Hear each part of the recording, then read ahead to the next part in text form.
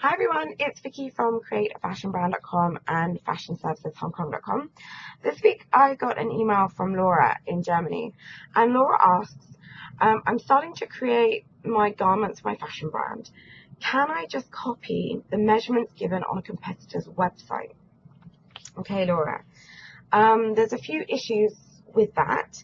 Firstly, I'll make a couple of points on measurements in general.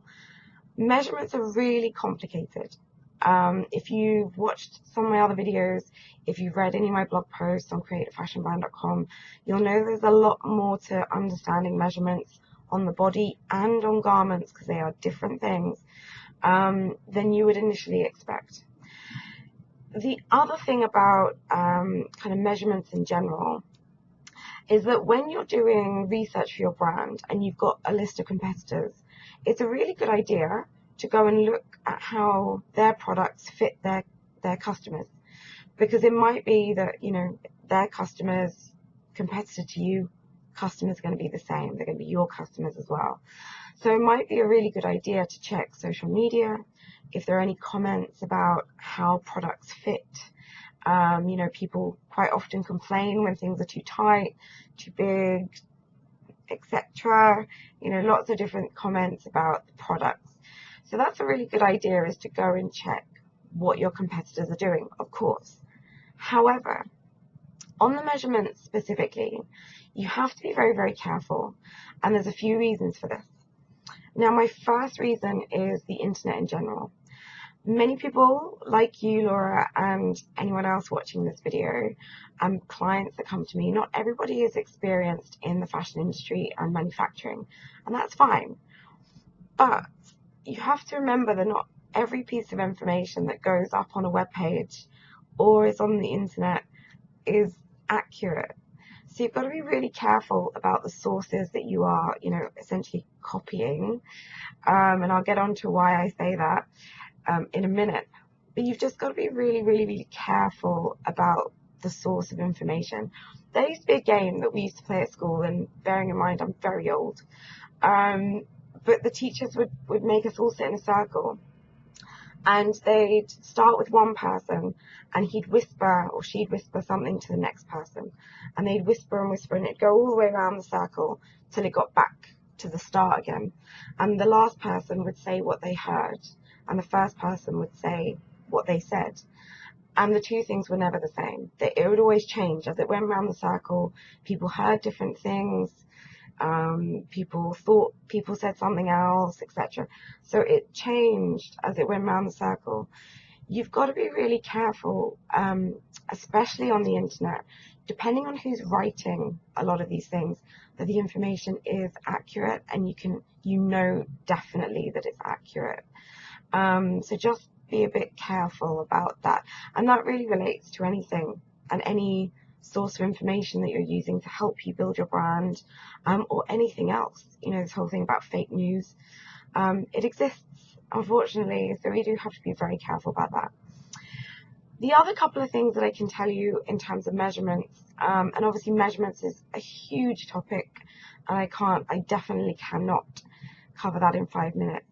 But the other two things is that generally, when people put information on websites, they're talking about body measurements, not garment measurements. They're two different things.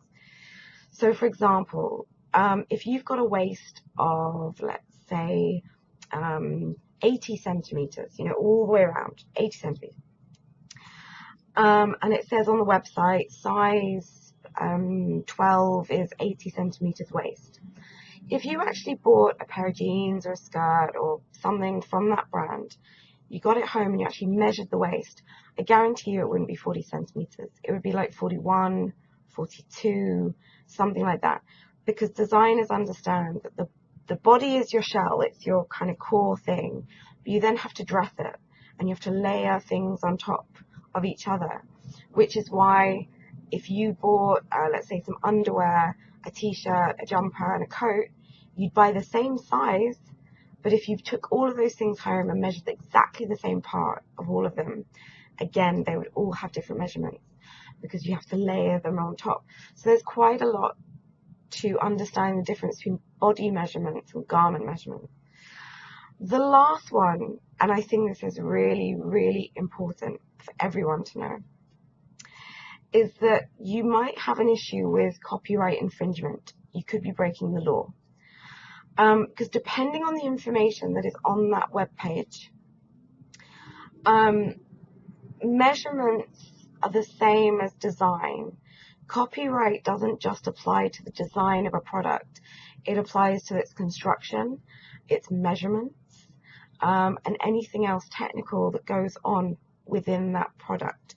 And people have been sued for copying measurements of basic t-shirts before.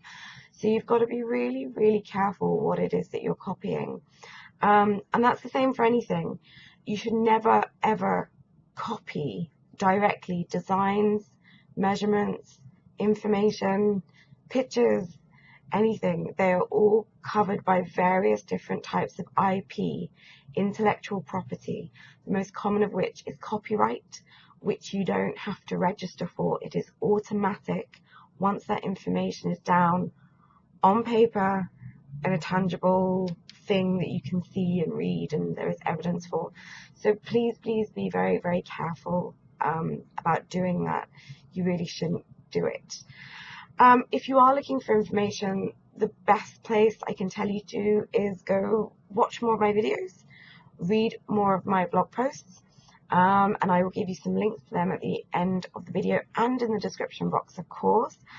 But you should also sign up to my weekly email for more help and information about building your fashion brand. And again, it's in the description below, and it's also at the end of the video in a link. So please don't miss out. Make sure you get on the email list. And don't forget, if this video has been helpful to you, please like it, please share it, and don't forget to leave your questions on our main 5-minute fashion brand video. Can't miss it. There is a link at the end of this video as well. It's a huge big turquoise screen with yellow writing saying 5-minute fashion brand. Comment there with your questions and I will answer another one next week.